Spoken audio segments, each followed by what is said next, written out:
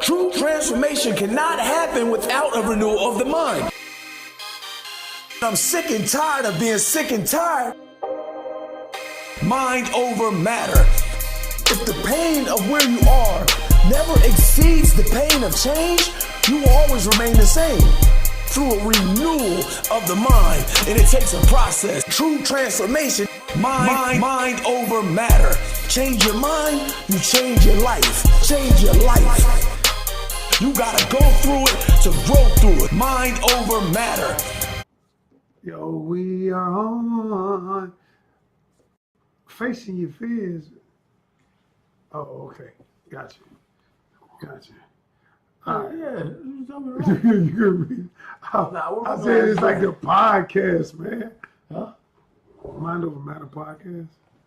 That's not. I wrote what you told me to write. You might not have said it. Where you going? We already on. That's cool. Talk to the people. We live. Yo, we back, baby.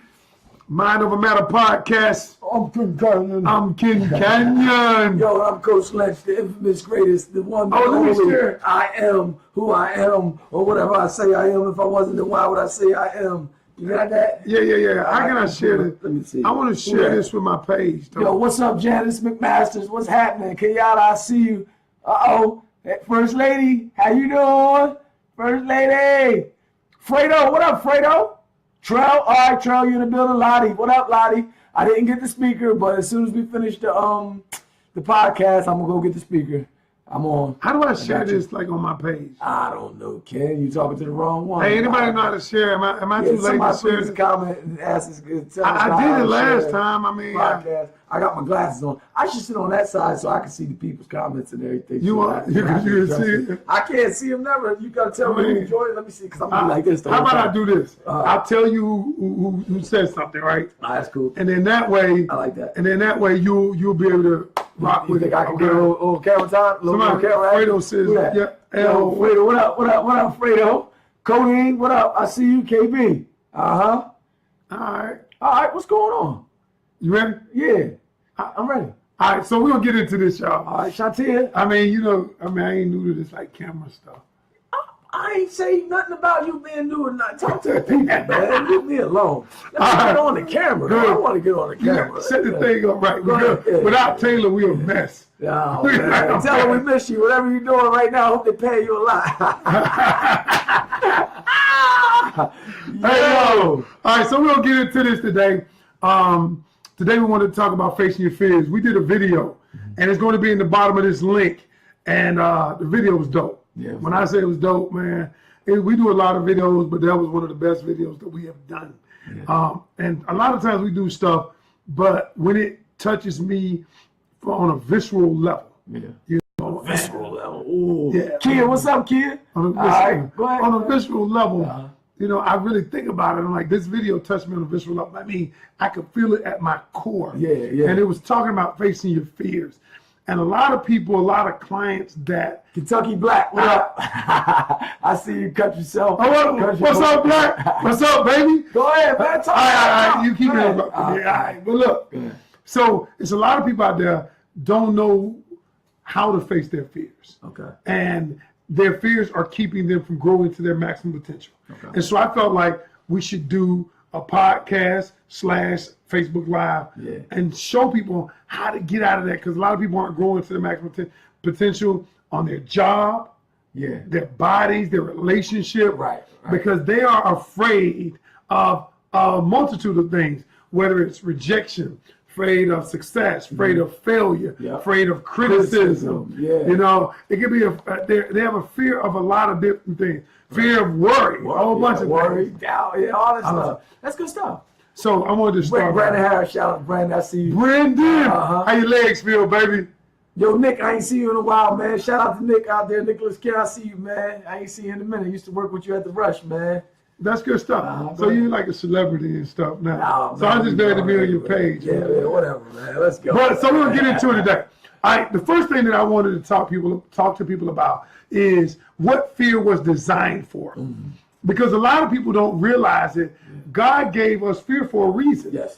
And the fear was because he realized that we needed fear when there was clear and present danger and protect us, just like everything that he did was to protect us, our survival. Okay? And so fear would be like, if there was a roaring lion out there, I wouldn't go out there and try to pet it. You better run. I mean, I wouldn't try. Fear was designed so I wouldn't walk in front of a moving vehicle going 50 miles per hour. Fear had a specific purpose. Specific purpose to keep us alive. What happened though is that we used fear. Fear became a situation where it became debilitating. Stifle people from reaching their dreams, growing to their maximum potential. I've had people all day give me all the excuses in the world why they couldn't do it. Man, I'm sick of them excuses, man. You know, you use some big words right now, debilitating, stifling, and stuff like that. Use your words. I'm looking at the people that joined the call, man. Yo, listen, debilitating, stifling. They know what debilitating is. I hope so, because I don't got no thesaurus lying around. Y'all can't Google it right now because y'all on Facebook. I know how y'all Google queens and Google kings. So, yo, listen, just type in the comments if you go over your head or something like that. Yo, I'm not going over their head. All right, cool. But anyway, stifling. So anyway, that was fear. Fear was for. But now we don't use it for that. It was to save us, huh? It was to straight up save us. That's what God designed fear for. Now we use fear to keep us from growing, to keep us from changing, from transforming. That's good. Now, so today we're going to talk about. Anybody got any questions on how to overcome stuff? We want to make this kind of interactive. But what I want you to do. What I want them to do right now is I want y'all to be kind of transparent, and instead of stuff, hey coach and all that stuff, I want you to type to me right now something that you've been fearing, something that has had a little hold on you, and you're having a problem overcoming. So type that in there right now, and we're going to address some of this stuff. So the first thing that Ken that I want to say is that fear is just a state of mind. And basically, if you want to overcome fear, you just got to do that by changing your thinking. If it's a state of mind, you have to change your thinking. Okay. I know how you start to get thinking real deep. I start to think, right? You taking this real deep breath in. That old 57-year-old man type Joe, you 52 now? 50. I don't look 52. I'm still smooth. Oh, yeah, that's the fear of getting older. That's true. So look, that's real. You have. I want you to think about this in terms of you have a attitude, a circle of attitude. Right. All right. Now I want you to think of your circle of attitude and divide it in half. Okay. So you have 180 degrees of positive thinking, and you have 180 degrees of negative thinking. Okay. All right. Lottie says fear of entrepreneurship. Oh, Lottie. That's good. Good. So really, Lottie, that the fear of entrepreneurship is rooted in the fear of poverty. Oh, yeah. So look, right here, I'm gonna just read something to you real quick. Read that. You have the fear of the loss of the tangible things you have acquired, and the fear of going broke. So people who fear poverty hoard money and material possessions. All right, they're often cheap and stingy, even though they may possess great wealth. The fear of poverty will keep you broke in consciousness, regardless of what you may possess in your bank account. It destroys ambition, initiative, enthusiasm, persistence, and self-discipline. The fear of poverty invites failure at every turn. So I want you to think about that. You're not really fearing your entrepreneurship. You're fearing that if I go for this now, man, I might go broke. Right, and that's true. Yeah. That's real thought. I had to put everything in this if I do this, and I might lose this if I do this. Right. So that happens on a subconscious level. On a subconscious level. Right. And that's what's stopping her from going ahead and taking the lead. Wow, that's good. That's good stuff. I like that fear of poverty. Yeah. You just look like that. Yeah, I just look like this, man. Look, brains and brawn, baby. You feel me? I ain't just all muscle. But you know what, Why you keep turning the thing this way, man? Now, there you go. I'm trying to read the comments for you. It's closer to you. I mean, it's like at an angle. I'm trying to. You want me to get over there? No. I got the bifocals on. But you still can't see. All right. But Lottie, here's the thing. I came up with the formula. And I came up with the formula years ago in one of my books. I wrote about it. And I said that because I was dealing with fear my own self. And when I was dealing with fear, I said, how can I overcome it? And so what I did was, and I came up with 4 things. And I want you to think about these 4 things. I said the first thing I had to do was acknowledge that I had it. Because if I didn't acknowledge, you cannot change what you don't acknowledge. All right? And because when you acknowledge it, now you're responsible for doing something about it. Okay? The second thing I said, I had to accept it. Accept that I was actually feeling it. That it was that fear was a part of my life. That I was going to feel it.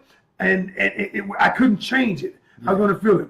And the third thing I said was, I'm going to embrace the fear because I knew that it wasn't going anywhere. And when I accepted it, embraced that I was going to feel it, all of a sudden I became liberated. Yeah. I became liberated when it's kind of like the workout, y'all. A true story. Yeah. I wouldn't come on Wednesday's workout because it was Metcon day. I hated it. I've told this story many times. But what happened, what changed my mindset was I came to the realization that it was going to hurt anyway. So I embraced the pain because the pain was going to help me get better. And the last thing what I did was this, and this is what saved me. I took it and I said, I feel it, but I'm going to do something anyway. I'm going to do it anyway. Even though I'm scared to come, a lot of people say they're scared to come in the AWOL. Right. I'm not, the workouts are hard. Okay, life is hard. Yeah. But when I said I'm going to do something anyway, the action is what alleviated the fear. So here's what I'm going to tell you, Lottie. If you have a fear of entrepreneurship, do something towards entrepreneurship. If that means going and buying something that you want to sell, tell somebody you're in business, I don't care what it is, because the action itself will begin to alleviate the fear because you have a benchmark. Your brain is taking a picture of you actually doing it. And when your brain takes a picture of you actually doing it, it takes away the fear. That's right. Bam. It does. It does. Yeah. Right. Tighten up. Oh, this is what we were reading from. This is what the 12 universal laws of success. All right, but listen. This is a black man, Herbert Harris. He's actually from North Carolina. Look, check him out. Nice, good book. Listen, great book. It's off the chain. Yo, I just bought this. He bought this for me. I bought it for Kent. I sent it to my brother. He sent one to his brother. One of my brother. And I thank you for the gift. I let Coach Jay read this book years ago, maybe 4 or 5 years ago. Right. Yo, man, this book has done wonders for me in my life. And actually, when you read this book, if you go read this book, you will hear a lot of my book in this book. And I didn't even reference this book when I wrote my book. Right. Once I went back in there, I started to see the whole 7 levels of discipline just come out like that. So on the subconscious level, this stuff has stuck with me for quite some time. Right. So this is a dope book. Well, Carl Jackson, yo, what up, my homie? What up, Carl Jackson? What's up, Carl? My homie, he's in the building. Doing everybody. Yo, Eric Lee, man, yo, you came to work out this morning. It was your birthday. Happy birthday, homie. Real quick, yo, let's get back to the script because Brianna, she said fear of failure. Let's touch on that, Ken. We fear of failure, man. Okay. Now, here's the thing. Now, in terms of the fear of failure, people have a lot of different fears. And what do you think the fear of failure is rooted in? What do you think is rooted in? I believe the fear of failure is rooted in not wanting to be uncomfortable. Okay, not wanting to be uncomfortable? Yes. Okay. All right. What else? Let me see. Rejection. Yes, without question. Rejection. Rejection. Yeah. What else? And I know when we talk about rejection, when we talk about, do you know there have been several studies that say fear of rejection and many of the other fears fall underneath that is the #1 fear of every human being over the fear of dying. Okay. Now some people put the fear of public speaking as number 2 or 3. Fear of public speaking is up there too. I've read that a few times. Okay, but public speaking is up there because it falls under rejection. Right. Because people are going to reject me if I get up there and I speak. I don't sound right. I don't, whatever it is. So when you're dealing with a person who's scared, who fear of failure, here's what I tell them. #1, failure is a part of success. Without question. It is necessary. I promise you, how many times have I tried to lose weight before I actually lost weight? Yeah. How many times in my building? Let me tell her how I live my life. Go tell Brianna, listen, I live my life by this one. You have to take this. Everybody who's on this call right now, take this, because in my life, I say there's no such thing as failure. There's only feedback. Good. So whenever something doesn't go right, I just get feedback. So your mind has this. I like them. Write that down. Yeah, write that down. Your mind has this like microcosm where every time you do something and it doesn't go right, you basically have the ability to begin again a more intelligent way. Yes. And now I'm not going to do it that way because that didn't work. You understand what I'm saying? So every time you do that, every time you do it, then you get smarter. You get more intelligent. So every time I fail at something, I get smarter. So when I look at it like that, it's like, dang, I just got smarter. I found another way not to do it. Was it Thomas Edison when he invented the light bulb? Yes. What did he say? Well, 1,000 times? Yeah, he said he figured out 1,000 ways not to invent the light bulb. Right. Yeah, right. And he kept going. And on 1,001 try, he made it happen. That's good. Here's the problem. The problem is that what you did is, despite how you felt, yes, you kept going. Yes. What happens is because we are emotional creatures, is when somebody gets feedback, a la failure is what they call it. Right. Because the emotion that goes with it is debilitating. Yep.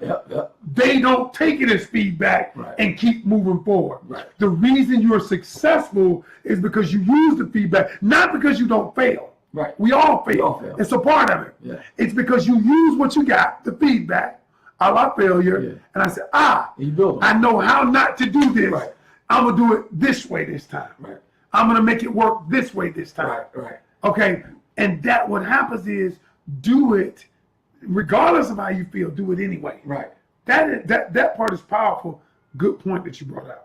Right. So just to go back to both of them, Brianna and Lottie, you have to have the courage to begin. You have to have the courage to launch and just start where you are with what you have and make something happen. And you have to do that irregardless if with no guarantees of success. You understand what I'm saying? Yes. Like I go into something and there's no guarantee that I'm going to be successful in it, but my mind state and mentality that I carry with me. But I launch anyway because I know that I'm going to build on momentum. That's good. You know what I mean? Small wins, small gains. Like you told them, do something, in the form of entrepreneurship. Yes. And you know that momentum is going to carry you over. That's going to carry you over. Yes. It's going to carry you over. It's the same thing as riding a bike. You felt you got a little momentum up, you started going, and boom, one pedal at a time. Boom, boom, boom. Then sometimes you can coast. Then sometimes you got to pedal a little bit more. It's kind of like jumping on that box, man. I started out with that little box. No, seriously, man. I use a box, man, because the box, a lot of stuff that happens in the gym, really, man, is a microcosm of life. Without question. And so I just say that. You know what I'm saying? Slick, I see you, Slick. I want to give the people one example. Yeah. People often say, have faith. Fear and faith are the exact same thing. Exact same thing. And what it basically is your emotion toward what has not happened. Mm-hmm. Okay? Faith is I have a positive feeling toward what has not happened. Fear is I have a negative feeling toward what has not happened. Right. Okay? Either way, it ain't happened yet. It ain't happened. Yeah. Either way. So here's the thing that I told my wife this the other day. I said, honey, think about it like this. Some things are so unconscious. Mm-hmm. When you drive your car at night and your headlights only go 100 feet in front of you, but you don't ever stop. Yeah. You keep going. What you know is you have faith that the next 100 feet will reveal itself once I keep going. That's good. And what happens to individuals is because they can't see everything in the beginning, the fear keeps them from going. Yeah. And that's the way God works. God says this, if I show, now let's think about this. Me and you talked about this. Right. If God had showed you everything that you were going to have to go through to get where you are today, to be able to train all these people, to be able to train their minds, would you have done it? I'll be working at CVS warehouse or something. You wouldn't have did it. You wouldn't have did it. Job, wherever the hell y'all working at. You wouldn't have did it. I wouldn't have done everything that I had to go through to get here. I mean, a call center. No lie. I mean, help you. God told me, look, you have to go bankrupt. All right, the agents are going to have to come to the office and get every piece of furniture you got. Right. For you in business, and then but this is all going to happen after you've been on TV, news, and everything. Right. I wouldn't have done it. Yeah. But all of that gave me feedback. Right. So I could be successful today. That's good stuff. So, would you have gone through it? I don't know. Yeah, but any other questions? What fears do you have out there that you need to overcome? Yeah, somebody Let us out there talk to us. Yeah, we want to, because the truth of the matter is, y'all, I have no problem being transparent. I'm always transparent. Right. Sometimes Lynch and Taylor get on me, somebody I talk too much. But the reason why I realized a long time ago that I could never help people without being true to who I was, what I'd been through. And I said, and I made myself a promise that I would always tell people my story because my story would help somebody else. So tell us, what things are you fearing to do today? Any fears you got, Coach? Man. I know it ain't many. Is it one? Yeah, let me think real quick. You gotta stall people out for a second. Now I'm gonna give you my fear. Go ahead. And you help me overcome it. And you know this. Remember when we first started this? I was the type of person, I've been in business a long time. And I would be like, man, we got to have this in order. We need this to get started. Because I'm the kind of person, I'm like perfection. I want it to be perfect. And you would say, and I finally realized that was rooted in fear. That was rooted in fear. And you were like, for what? Just start. Just do it. If we only have one camera and it's a beat up camera, let's just start filming. If we don't get our phones, let's film. And I realized something, that now I start anywhere. It doesn't matter. And that fear is actually gone or subsided greatly. I don't know if it's already gone, but now I just be like, look, let's just do it. I like the neutralizer. Yeah, you like the neutralizer. Fear. What's up, Dion? What's up, Pastor Clark? Pastor Clark, man, what's up, man? Man, you know what? I'm gonna kill you when I catch you, man. You don't understand what I'm gonna do to you, Pastor Dion Clark, man. Yo, I miss you, bro, man. Dang, stop ducking me though, man. He got the fear of AWOL. He pastoring the church now. Hey, everybody pulling on it. That's my man. You know how that is. Yo, come see me. I'm glad to see you, man. Congratulations, Pastor. Yes. Congratulations. Yeah. I was at your church for a comedy show last Saturday. That's Friday. One of those days. Yeah. I loved it. Did he perform? He's funny. He wasn't. He was down in Florida, preaching all over America. Oh man, let me tell you, you gotta take me with you next time. We're gonna do some workouts on the road. Pastor, hey, what do you like? What would you like to be, like an evangelist? I don't even know, man. Just give me some type of title, man, and pay for my room and plane ticket, and we can roll. So, question for you: the people that come to the gym. Yes, sir. What is their fear rooted in? When they give you the excuses, what do you say? Give me some of the fears they have. Their fear is rooted in change. Okay. Scared of change? Yeah, they fear change. They fear that like the journey is going to be worse than where they are right now. Ooh. So they fear the process. Wow. When nothing could be more detrimental to where you stand right now with health issues and all that different type of stuff than you just going out there and your muscles being sore for 3 or 4 days. Wow. You hyperventilating for 30 seconds or a minute. Like that pain will subside. But the pain of regret when you get diagnosed with something and all that, saying you had the ability and the power to do something to change that, and your own laziness was the culprit. It was because of your own laziness that you had to have cancer, or you had to have diabetes, or you had to have high blood pressure, or you had to have it gets real after a second, man. When you get that medical diagnosis, you know what I'm saying? You get that piece of paper, or the doctor come in and say, hey man, listen, you got to lay off the such and such because now you got the such and such. You know Wow. what I'm saying? Yeah. Wow, man, you just said something so deep.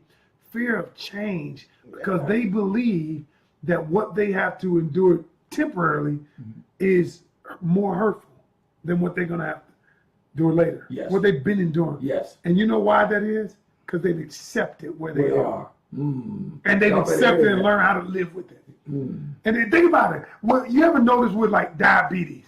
They don't ever want to cure diabetes. If you have it, they don't want to cure it. What they want you to do is be able to live with it. Yeah, so manage it. So you accept that I'm going to buy this medicine every day, every month. Yo, it's a racket. Every time they write a prescription, they get paid.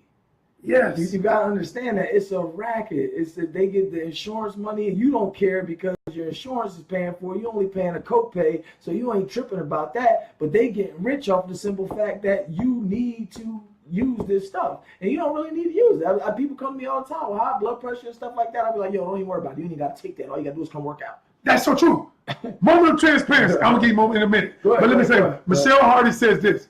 Fear of getting in the way of myself, of reaching my fullest potential, letting challenges allow me to doubt myself. Allow me to doubt myself. Michelle, let me say this to you. People are always, I always say haters are going to hate. People are going, misery loves company. And what I mean by that is people who aren't doing anything, they want to make you feel bad about yourself so that you're not doing anything. And here's why they don't want you to do anything. It's because it reminds them of what they're not doing. And I wanted to say this, you have the power to control your own life. You make the decisions. Nobody else can make the decisions. Only you. It's a funny thing, and I'll tell you something. When I first started helping people in health and wellness, people used to say, well, how are you going to help somebody in health and wellness? You've been fat your whole life. You 420 pounds, and you still ain't ripped. And you know what I said? At first, I allowed that to get into my psyche. But then I also realized this, that I was the only one who could speak over my life. I was the only one. And I said, why not me? Why not me? Why can't I help people? I lost 150 pounds. I know what to do. And when I looked at it as a greater purpose, there are people out there who need what you have, Michelle. You got to touch lives in some kind of way. And if this fear your path, then what's going to happen is God has set you on a path. You're supposed to meet somebody on your path down the road. But if you stop, they're going to keep going and you're going to miss your design appointment. You're going to miss it. You have to stay on your path. You cannot allow people to say anything. You cannot allow the challenges of life to stop you because there's a design path that you have. It was before you ever got here. There's a purpose you have, and you got to keep going. You cannot allow somebody else because only you can speak over your life. You can choose to accept what they say or not, but it's up to you. Up to you. It's up to you. You have a divine purpose, and only you can speak over your life. And I am Pastor Ken Canyon. I'm not a pastor. I'm just passionate about what I believe. That's what I'm talking about. That's what I'm talking to you. That's what I mean. You right. That's what I'm talking about. You know what I'm saying? Yeah. I mean, you know, I'm just being honest. Yo, shout out to Dion, Pastor Dion Clark. Man, he said he's gonna be here. He's gonna be there tomorrow. Pastor Dion Clark. Tell the world. He said, tell the world. Yeah. Yo, Ricky said, you know, this fear of stepping out of his comfort zone. And yo, Rick, man, I just want to let you know that, you know, all the magic happens right outside the comfort zone, baby. You know what I mean? If you just take one step out of there, man, you know, it's going to be a lot of good things happening, man. A lot of good things happening. Yeah, what else they got up there? Somebody else wrote something. Preach! Preach. Hey, you know God gave me a revelation, man. And I don't like to say that because people say that use that so loosely. Right. But Sherry, what's up, Sherry? Hey, Sherry. I felt like I got this revelation, and it was so powerful. I got it about 5 or 6 years ago, and it was when I was kind of going through trying to do some things, and it was hard. And he said, everything I got for you lies outside your comfort zone. Everything I have for you, everything God's got for any of us lies outside our comfort zone, meaning it's designed that way. Think about it. When you open this gym, all the money you had to put up, was that comfortable? Very uncomfortable. And very uncomfortable because your wife had to stand beside you and say, "Okay, baby, we got to pay the mortgage, we got to pay these car notes." And you saying, "Look, I need all this money for this dream I have." To help all these people with no guarantees of success. With no guarantees. With no guarantees of success. But look how many lives you touched. And just for Lottie, for Ricky, for Brianna, Fear of Failure, Michelle, for all y'all. I was training, in my garage at home, and I didn't have any overhead at all. All I had to do was worry about if I was going to pay my mortgage, and I was going to do that anyway. So I didn't have no overhead. Everything that I was making was gravy, it was going towards, the home bills. So when we found a spot downtown, we went from no overhead, zero overhead, to over $8,000 in overhead. Big jump, buddy. So, hey, huge jump. You got to build your wings on the way down. You got to, hope that the net will appear. Or just trust that it's going to open. You understand what I'm saying? Because I wrote something down. At the point of maximum danger is the point of minimum fear. Yeah. I heard Will Smith say that in an interview one time. He said the point of maximum danger is the same point of minimum fear. Wow. Yeah, man. So, that's why people can face danger. Yeah. Like you can people run into a burning building and pick somebody up and get them out of there. Get them up out of there. Wow. Yep. That's dope right there. They don't even think about it. They just going, we'll get it, knock it out. You know what I'm saying? So when I did that, and I'm talking about I maxed out every credit card that I had. Hey, I just my credit, I get it back. I'll repair it. I'm just going. I have faith, and you talked about faith and fear, right? Instead of me having fear, I had faith. I said I'm going to make this work. You know what I mean? And when you put your back up against the wall, you ain't got no choice but to fight. And a lot of y'all don't want to get out your comfort zone. You want to put your back up against the wall. I said, this is what I'm going to do. I'm going to back all the way up against this wall, and I can't go nowhere else but that way. Does that make sense? It makes a lot of sense. It makes a lot of sense. Even if I had to say, yo, wifey, I need money from the 401k. And wifey had to believe in what I was doing. She had to believe in what I was doing. So you get you a support system, you know what I mean? You get you some people that believe in what you believe in. And man, you go with you, and you want to stand on what you know. Stand on your knowledge and stand on everything that you stand for. You stand on that, and you can keep it moving. You're gonna be above everything else, and that puts me way above fear. It puts me way above the things that I think gonna hold me back. That's deep. Wow. Yeah, right there. I mean, he said something powerful. I gotta say this. There are some people around you who are not positive for you, who are toxic. Actually, what you have to do is you have to get around people who believe what you believe. All right. That might not be your family members. That might be you have to step outside your comfort zone, come meet the people at AWOL. See, with the advent of the internet, you can download our videos. You can look at other people, because what you have to do is get around people who think like you want to think. That's right. Okay? You might not be already there, but you get around people who think like you want to think. And that's why the community that we're building, that you build at AWOL, that we're building for results, right? That community of people who believe. Oh yeah, it's vital, man. I read something the other day that said your reference group is that community. It says responsible for 99% of your success.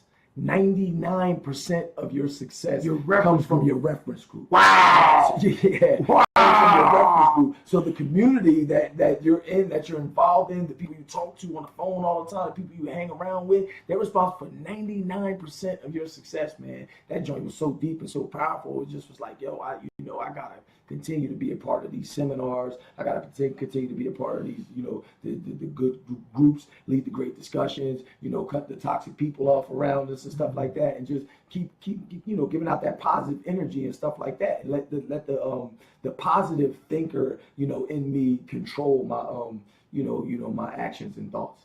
You know what I'm saying? Because like I said, it was a state of mind, and you can control your state of mind by the way you think. Yes. Yeah. So yes. Like, and if you're not thinking positive, hey mom, hey mom, I knew that was your mom. Hey mom, what's up, mom? Hey, think about. I want to lead people with this. I want to say this, is that only you can speak life over your life. Only you. but only you can accept it or not.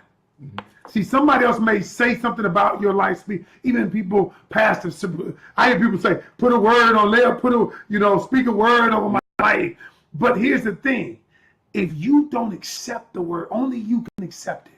You know what? You have to be in agreement with the word. So it's like you're speaking over your own life. Speak over your own life. And then you have to accept what you speak. Because only you can accept it. That's right. You just accepted that you were great. You spoke it, you accepted it. And now you're going to build a company that empowers people. And I just came in agreement with you. Yeah. That's good That's stuff. it. That's good stuff. That's it. You want to leave them with something? All I know is Ken, that like I give my all. What's up, Ben?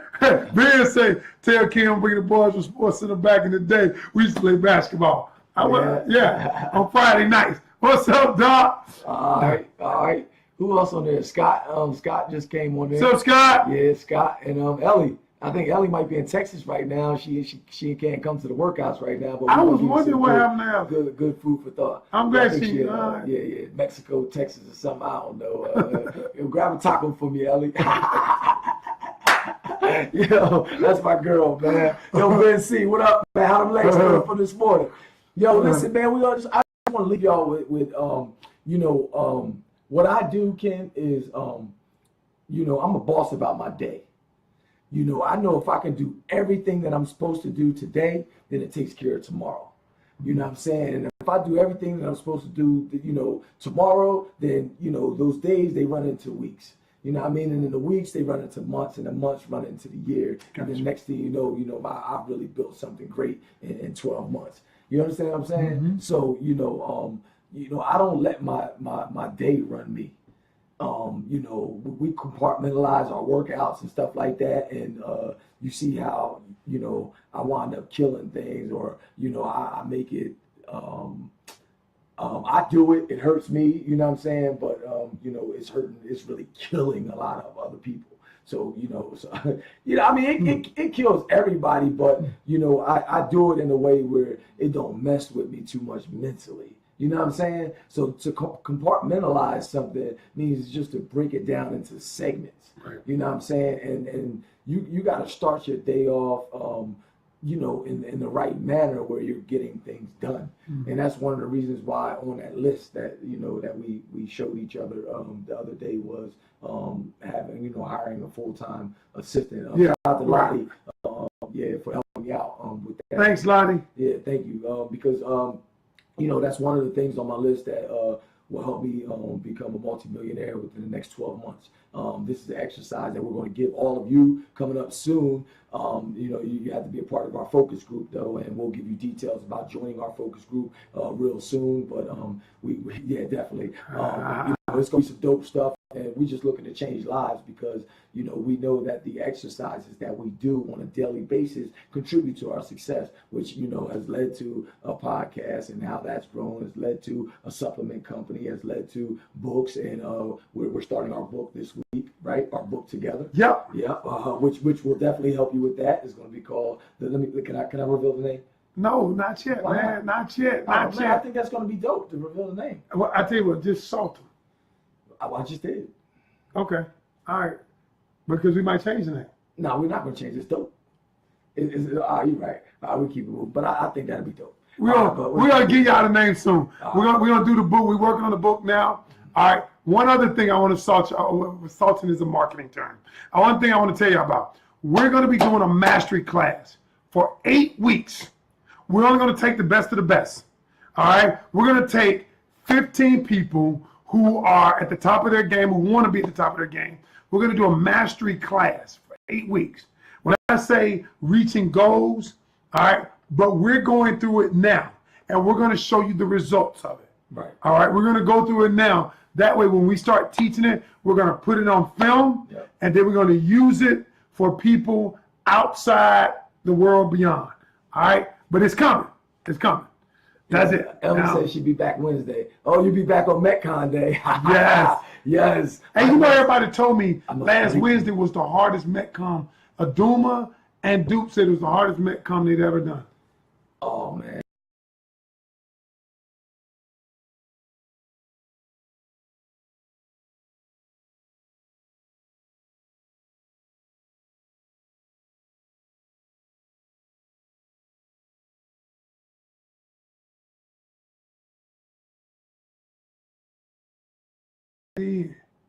Oh, you back? Yo, we back. Yo, a little technical difficulties with the wireless connection here at the King Canyon residence, but it's okay. All right, he says he has the 5 fastest wireless, and I just upgraded and all this other extra stuff.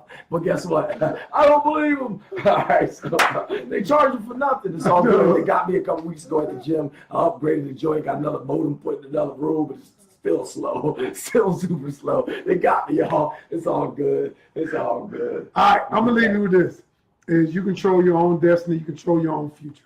All right. At the end of the day, nobody can. Fear was there to preserve you, not to debilitate you, not to stifle you. All right. All you have to do is take action, do something, and it will subside the fear. All right. Yo, we see y'all on the next one, yo. Check us out. And click that link below when we post it, man. It's a little dope video. Oh, the video is dope. You got to look at the video we're going to post. I'm going to post it right after. All right. Adios. Peace.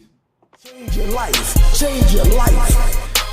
You gotta go through it to grow through it. Mind over matter. Be clear.